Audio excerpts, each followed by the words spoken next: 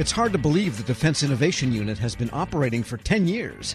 Through rapid acquisition, it's funded hundreds of military prototypes from commercial technologies. Well, now, as the DIU moves to version 3.0, it's moving past prototypes and into production. The Government Accountability Office urges DIU to develop better metrics for these products to ensure they're in fact helping the military. We get more now from the GAO's Director of Contracting and National Security Acquisitions, Bill Russell.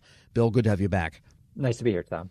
And I guess what you're saying is they've kind of got to grow up now, that they're building or buying quantities of what it is they prototyped. Then there's a little bit more to making sure they're buying the right thing. Is that essentially what's going on? Yeah, exactly. So it's really, this is the last phase. If you think about 2015, DIU 1.0, that was, hey, let's create the connections with the big commercial companies that have cutting edge technologies, whether it's in Silicon Valley, other locations. 2.0 was really about proving the model. Let's get some prototypes underway. Let's show they can really meet a military need, and get it to the customer, and do it quickly. And what we found in the report is DIU was able to prove that concept.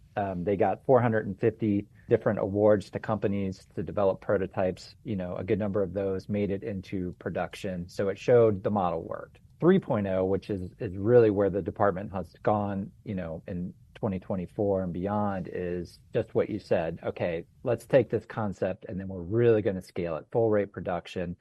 And let's try to meet not just any military need, but let's try to meet, the big game-changing needs that get to the national defense strategy. So things like protecting the homeland, deterring attacks, being able to win major conflicts and that sort of thing.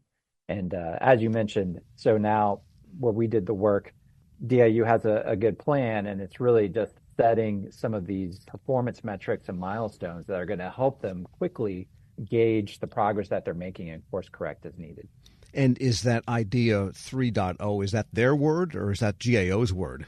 That's DoD's word, the third version. It's really taking, in their words, the lesson of the model that they proved in 2.0, right? Taking innovative commercial companies, figuring out a way to quickly prototype things and then scale it. So one of the things that they're doing in 3.0 is to take things that worked well, such as the commercial solution openings, where basically they would put out a pitch to industry. Here's the kind of stuff we're looking for.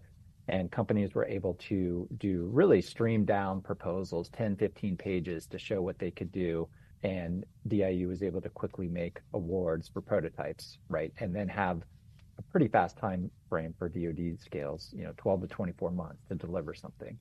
So now it's taking all of that, but then doing it where you're getting to full rate production on some of these solutions. And are they still using other transaction authorities, or do they have to move to regular FAR procurements to go to scale with some of these companies? These are largely OTAs, and the one advantage of it is once you get the prototype award, if one of the military departments wants to pick it up, you don't have to compete again. You have an on-ramp right into the production side of things. And by the way, is there any evidence that these now becoming military technologies at scale are developing into a competitive market for the same thing, or are there still intellectual property issues such that the original prototyper still is got the rights to that? Well, I think the scale is there. We've seen in 2024 the funding that DIU had available went up to almost $1 billion from where it had been with 100 million, 200 million before that. So I think the opportunities are there. It seems like they're getting a lot of participation from companies, and there may be names for some of these solutions that become the new defense contractors. The opportunities are there to really grow. We're speaking with Bill Russell. He's GAO's Director for Contracting and National Security Acquisitions. And so you found then that they need to have mature metrics, basically, to make sure that what they are buying at scale with OTA is what the military actually needs? That's right. So performance metrics, data to see how these things are doing, and so you can make adjustments to the process as needed.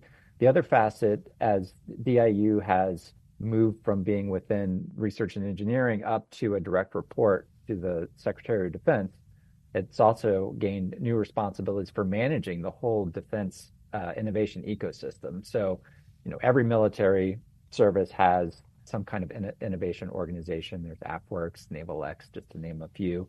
And so DIU is now responsible to coordinate all of those activities and make sure that, companies are getting to the right place, to the right customer, know about the right opportunities.